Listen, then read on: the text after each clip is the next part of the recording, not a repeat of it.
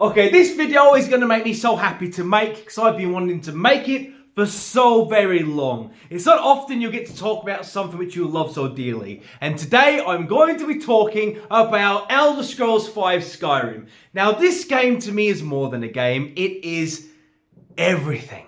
Okay? This game is my home. It is the game I retreat to and have done for the last 14 years. And it doesn't matter what's burdening me in real life. It doesn't matter what drama is happening, whether I'm at a low point in my life. It doesn't matter what is happening around me. I can jump into Skyrim and it all just disappears. It all just evaporates. It just ascends above the mountain peaks of Skyrim and I can forget all about it. But for the last 14 years, and for 14 years I've been playing Skyrim on and off. It's a game I've never grew bored of, never got tired of. And I've often asked myself a question, and that is why Skyrim? What? I've never been able to quite put my finger on it. What makes Skyrim so perfect to me?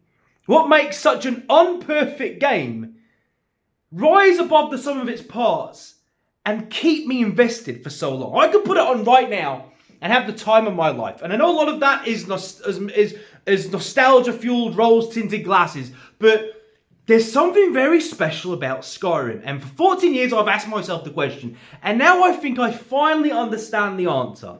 You see, Skyrim doesn't have the best writing in the world. It doesn't have the best quest lines in the world. It doesn't have the greatest graphics. It doesn't have the best gameplay. It's very buggy.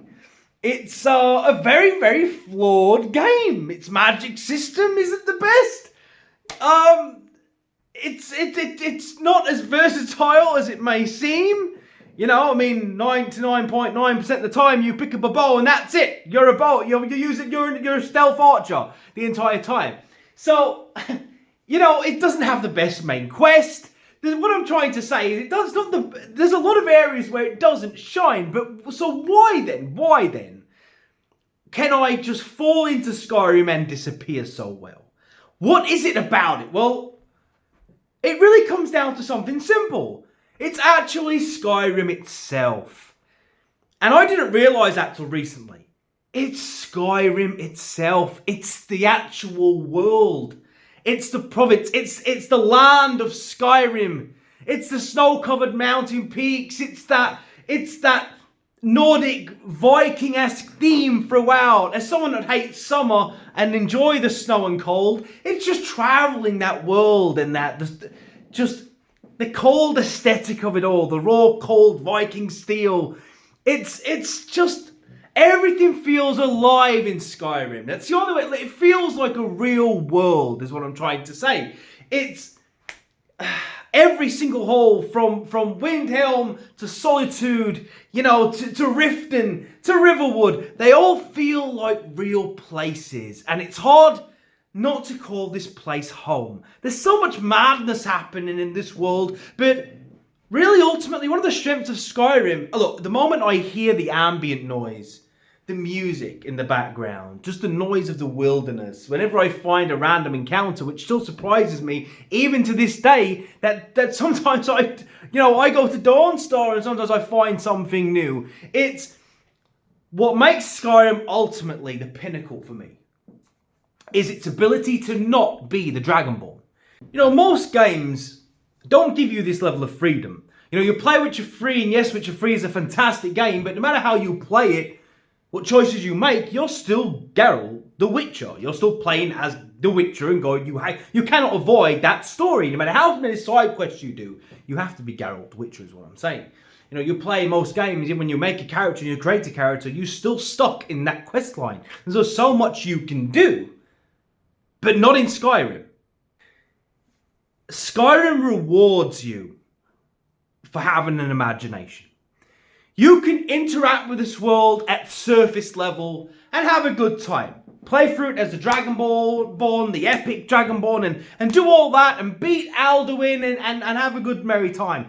But you can also really nerd out and spend hours creating a backstory for your character. Place him into this world with a specific idea of what you want to achieve and go achieve that. You know, whether you just decide you're going to be a treasure hunter and never be the Dragonborn, right? Give yourself a bit more of a modest set of skills and spend your time exploring Skyrim, searching for treasure and secrets. And trust me, in Skyrim, they're plentiful. Maybe you roleplay as like a berserking Nord who's furious that the worship of Talos has been outlawed. So he joins the Stormcloaks and you run your own Civil War story. And alongside that, there's so many other storylines and quests which fall into that person's narrative. Do you know what I mean? Perhaps, oh bro, it goes on and on and on. The potential is absolutely insane. Maybe you decide you're an assassin, right?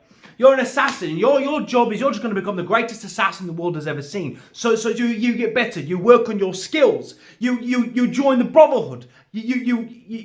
You cut out the cancer that is in the Brotherhood. Become the leader of the Brotherhood. And then you have this headcanon where maybe you've been recruited and hired by either the Empire or the Stormcloaks, if it would make more sense to be the Empire. So you do the Civil War as the Empire, but not as a soldier, as an assassin who's been hired by the Empire to take down Ulfric Stormcloak, right? So you join them as an assassin. And then perhaps the Dawn Guard hire you, this legendary assassin, to help them assassinate some vampires. So you go do that.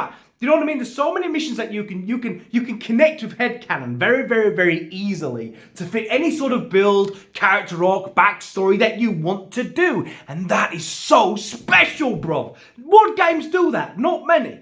You know, it's the ability to be able to pick up a book and read that book, and then it'll look at a quest area on your map and you read about the tomb of some warrior and then you go find that tomb and then you fight the resurrected corpse of that warrior and take his sword. It's things like that. These organic moments, like you grab the claw for the puzzle, and to get the puzzle order you actually have to go in your inventory and look at the claw. I can't say in a video like this everything that makes Skyrim so special to me, but the idea to be who you want to be and live in this world and this sandbox becomes your playground is ultimately what makes it so special. You can have any build you want, and I've had so many. I once played as an orc blacksmith, right, called Brian the Blacksmith, right, and my entire goal was just to be, I had limited combat skill, only as much as any normal non-warrior orc would have, I guess. I was a blacksmith, and the goal was to create weapons, enchant them, travel from hold to hold on survival mode. I'd have to make a route, which was the safest. I'd have to make sure I stuck to the road. Sometimes I had to hire a mercenary to help me on my journey. I had, the Civil War is going on, and I would just travel from hold to hold, selling my goods, with the sole purpose in mind to save up enough money so I could buy a house in one of the holds, adopt a child, and have a family. That's ultimately what I wanted to do.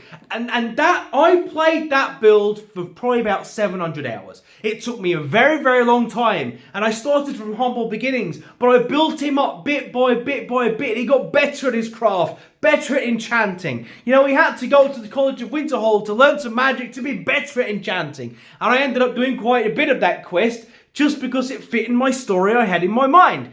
It took me a very long time, but eventually I built up enough money to get a house. I fell in love with this amazing Lycan. You all know who she is.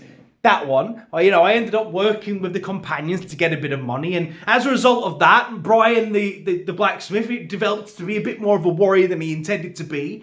But man became a werewolf. His whole thing ended up going mental, but it was a journey which felt organic and real to him, and his principles never changed, that he wanted to settle down and had a family. And then he did do that, and then he sort of evolved into somewhat of a vampire hunter, right? And ended up going with the Dawn Guard and hunting the vampires. And it's stuff like that which Skyrim gives you in spades. There's so many builds you can make. You want to make a witch who's been around for 10,000 years? You can do that, and you can integrate your story into the game because the world is so alive and real and organic.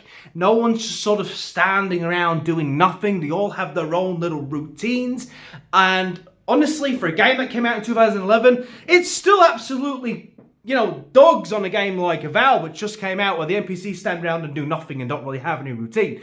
Do you know what I mean? There's always something to discover. And you know that look, You know that the compass at the top, that shit destroys you.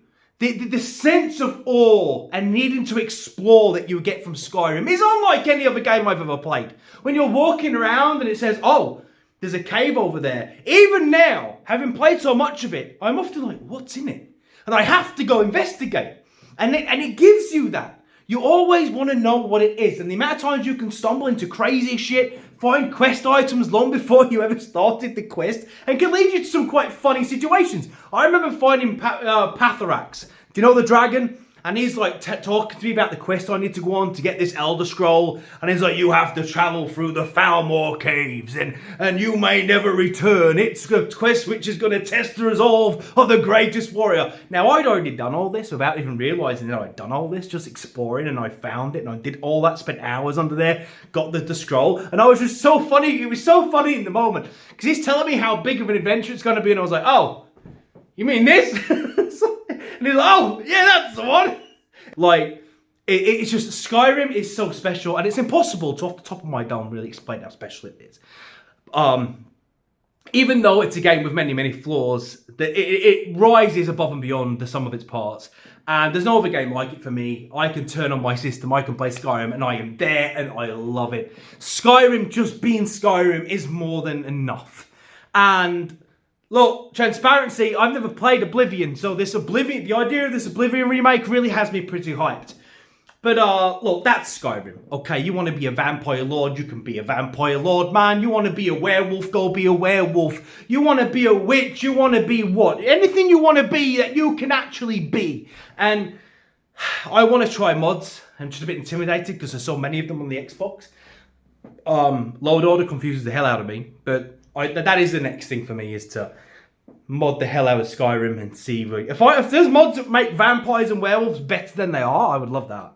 But anyway, that's the video. Look, I'm sure many of you watching this know what I'm talking about when it comes to sort of injecting your own imagination and headcanon to stuff in Skyrim. Now, many people might say, well, that's what you're basically saying is Skyrim is only good if you create your own story for the game. That's not what I'm saying. The game is a very serviceable high fantasy story, but what I'm saying is Skyrim gives you the means to rise above and beyond that. This was fun. I enjoyed this. 14 years since this game came out, and I still get excited about talking about it. I absolutely love Skyrim. I do. Until next time, I'm going to go play some Skyrim now.